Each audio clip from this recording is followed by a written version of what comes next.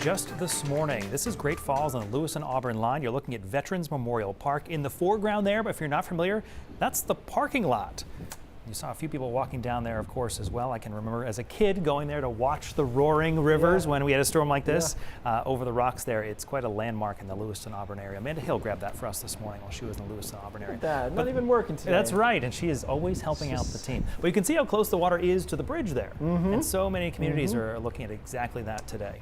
Yeah, and you know what's been interesting to me watching all these rivers and streams is the ones that I didn't even register as being there. Let me give you an example. Like Sunday River had a lot of damage, we know that. Next to their gondola, which is their main gondola and chair in Southridge, there's a big sinkhole.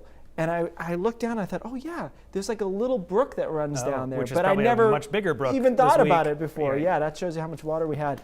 Luckily, quiet here. Yeah, for a few days. Yeah. We need it. It was top of Mount Washington was lurking over there, I think. But it's the only wintry looking place left at this point. There's not much of it there. Temperatures, upper 30s to around 40 degrees. We were warmer yesterday. We talked about how we're going to be kind of trending down as we head into Thursday and Friday. But nice and bright in a lot of spots. We do still have those flood warnings in effect. Flash flood warnings will stay there. Again, typically the protocol is until the river gets below flood stage, and these rivers are so high. So we'll take a look at a couple of these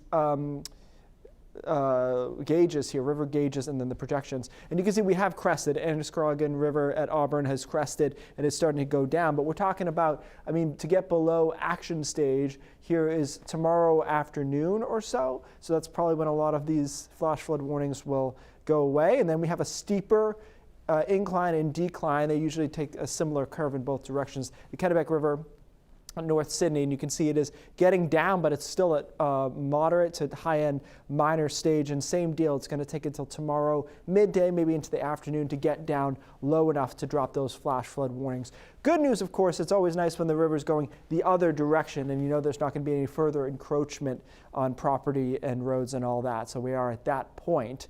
So the story now going forward as far as recovery is going to be largely power outages still being restored. We still had it was something like 200,000 plus power outages. The weather will be very conducive to that. There's not going to be any wind. It's going to be bright enough. Overnight tonight it gets down in the 20s and teens. And where it gets a little dicey, we talked about this yesterday, was that Thursday and Friday get a little cold. So you start getting on your third or fourth day without power, unless you have a wood stove or something similar. You can start having some problems here on Thursday because high temperatures are only in the upper 20s. And then overnight lows Thursday night are in the teens and single digits. So we'll really start quickly adding up what we consider heating degree days. And it gets harder and harder to keep a house palatably warmer or warm enough to not burst pipes and whatnot. And that continues into Friday with temperatures in the mid to upper 20s, and then we cloud up a bit here on Friday night. We do start recovering temperature-wise for the weekend, which looks pretty good to me. Not outstanding, but as far as a holiday weekend goes, travel will be fine. There'll be no, well, I shouldn't say that. Travel will be fine in a lot of spots. We still have some road closures. You definitely want to check Google Maps or similar before you take off anywhere in Maine or in New Hampshire. But overall, it's going to be quiet. We start to warm up Sunday and into Monday. And right now, Christmas Day itself actually looks fairly mild, 40 to 45 degrees. And we keep going in the upward direction. Something you may not like about that, though, is our next storm system doesn't come in until probably Wednesday of next week, which gives us a long period of time. But the early look at that, and that model just shot out too early, early look at that is rain again. So just not having that wintry vibe at this point. So just for you, Brian, we now have a totally clean 7-day, because I know you did that one raindrop was bothering you on Tuesday night, and it did slow down enough that we could take it off there for now. Oh man, Santa's back to Sunday night. Back to the middle, right? You and Todd are in a battle over this one. I'm sure he doesn't even know, because we have different 7 days for the AM and the PM. Oh, true. So I can accept either version. Either way, it looks quiet for Christmas Eve into Christmas, which is really nice after the storm we just went through. Yeah, good news there. All right, Keith, thanks.